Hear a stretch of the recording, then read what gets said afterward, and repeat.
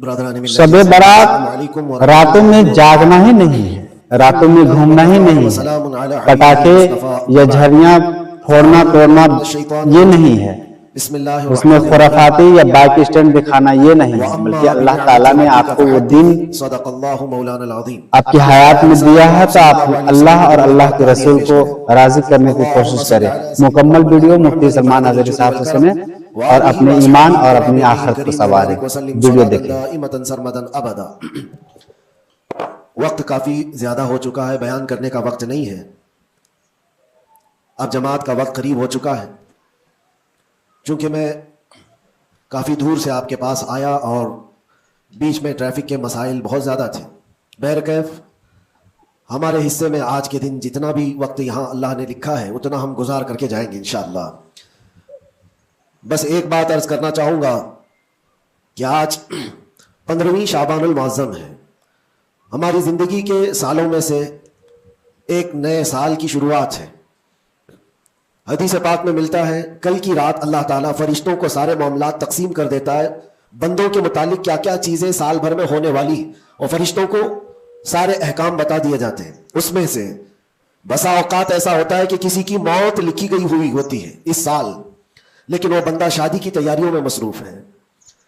کسی کے 2 مہینے 3 مہینے کے بعد زندگی کے خاتمے کا عنوان لکھا گیا ہوگا, لیکن وہ اپنے بزنس پلان کر رہا ہوگا, وہ سفر کی تیاریاں کر رہا ہوگا. ہم میں سے بھی کسی کو معلوم نہیں کہ کل کی رات ہمارے لیے کیا حکم اللہ نے فرشتوں کو دیا ہے.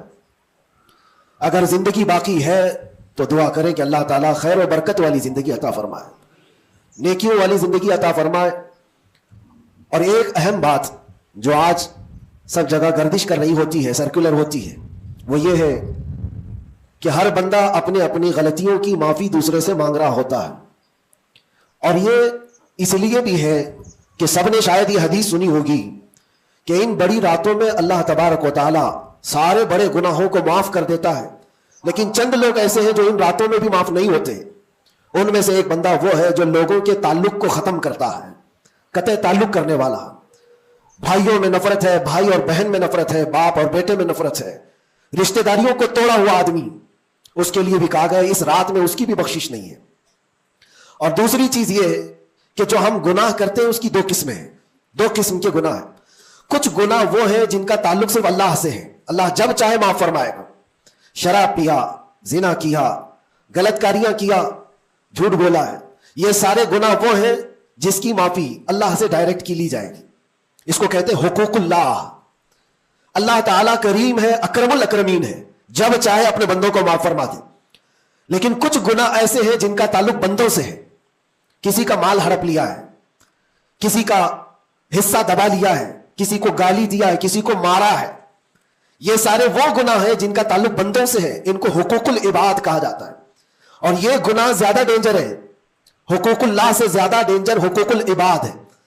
کیونکہ حدیث پاک میں ہے اللہ سے متعلق جو گناہ ہے وہ رب تعالیٰ جب چاہے معاف فرمائے گا, لیکن جو بندوں سے ریلیٹڈ ہے اللہ فرماتا ہے جب تک بندہ بندے کو معاف نہیں کرتا اللہ نہیں معاف فرمائے گا, اللہ معاف نہیں فرمائے گا. حضور پاک صلی اللہ تعالیٰ علیہ وسلم نے صحابہ سے پوچھا سب سے غریب آدمی کون ہے, تم جانتے ہو سب سے مفلس آدمی کون ہے؟ حضور صلی اللہ علیہ وسلم نے صحابہ سے پوچھا تو صحابہ نے کہا اللہ کے نبی زیادہ جانتے ہیں.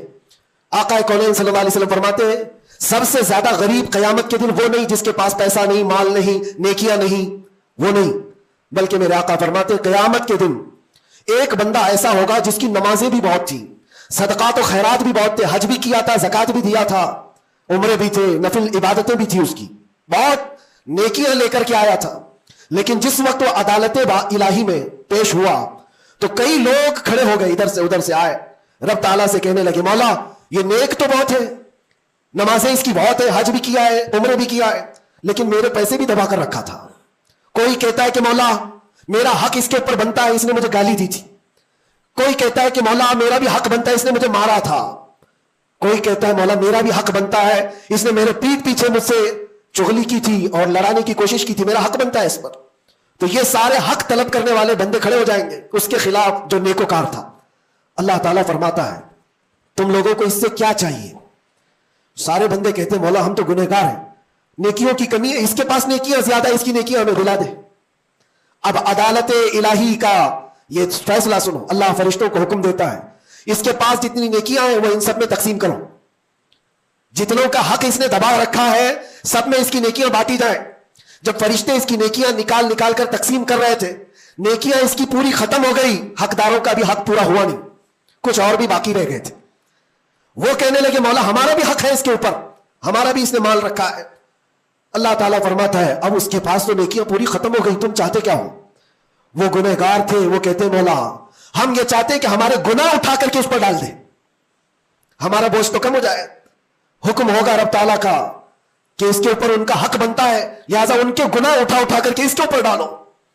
حدیث پاک میں میرے آقا فرماتے ہیں لے کے تو چلا تھا بہت ساری نیکیاں, لیکن وہاں سب بٹ گئی, الٹا دوسروں کے گناہ اپنے سر پر لے لیا اور سیدھے اس کو فرشتے جہنم میں لے کر جاتے ہیں.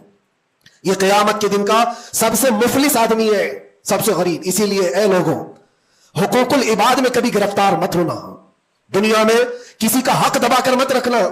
کسی کو اگر تم نے اپنی زبان سے ایذا دیا ہے, تکلیف دی ہے, یا ہاتھ سے دیا ہے, یا کسی بھی طرح سے دیا ہے, تو قیامت کے دن اس کا حق لیا جائے گا, تمہیں اس کا حق دینا پڑے گا. اسی لیے شب برات آتی ہے تو سب لوگ ایک دوسرے سے معافی بھی مانگ لیتے. بندوں سے اگر تمہارا حق ہے تو بندوں سے معافی مانگ لو, اگر بندہ معاف کر دیا دنیا میں تو اللہ بھی معاف فرمائے گا, اللہ معاف فرمائے گا. لیکن معافی مانگنے کا ٹرینڈ آج واٹس ایپ اسٹیٹس بن گیا ہے. بہت آسان ہے اسٹیٹس پر رکھ دینے کا کہ میرے جس کے اوپر بھی حق بنتے ہیں میں نے ان کو معاف کیا, وہ مجھے معاف کر دیں. کسی کے پاس جانے کی ضرورت ہی نہیں, واٹس ایپ میں گھماتے رہ جاؤ. کیا اسی کو معافی مانگنا کہتے ہیں؟ معافی مانگنے میں آدمی کو جو انا ہے, جو تکبر ہے, جو شیطان اسے گھمنڈ دلاتا ہے, اسی توڑنے کے لیے تو اللہ نے معافی مانگنے کا حکم دیا ہے کہ جاؤ تم اپنے اس بندے سے معافی طلب کرو جس کے پاس جانے میں تمہیں شرم آ رہی ہے. اپنے نفس کو توڑو, اپنے انا کو ختم کرو, اپنے تکبر کو مارو. تمہاری بہن کا کوئی حق باقی تھا تو تم اگر یہ سوچتے ہو اس کے پاس کیسے جاؤں, وہ تو چھوٹی ہے, میں اتنا بڑا ہو گیا ہوں, کیا بہن سے بھی معافی مانگوں گا, میں چھوٹا ہو جاؤں گا. قدر کرو, آج تمہارے پاس وقت ہے, یہاں تھوڑی دیر کے لیے چھوٹا ہونا اچھی بات ہے. قیامت کے دن جب تمہارے گلے میں توق ڈال دیا جائے گا گناہوں کا تو اس وقت مدد کے لیے کوئی نہیں آ سکے گا. اس لیے میرے عزیزوں, حقوق العباد میں گرفتار کبھی نہ ہونا. اللہ کے نبی صلی اللہ علیہ وسلم کے پاس ایک جنازہ آیا.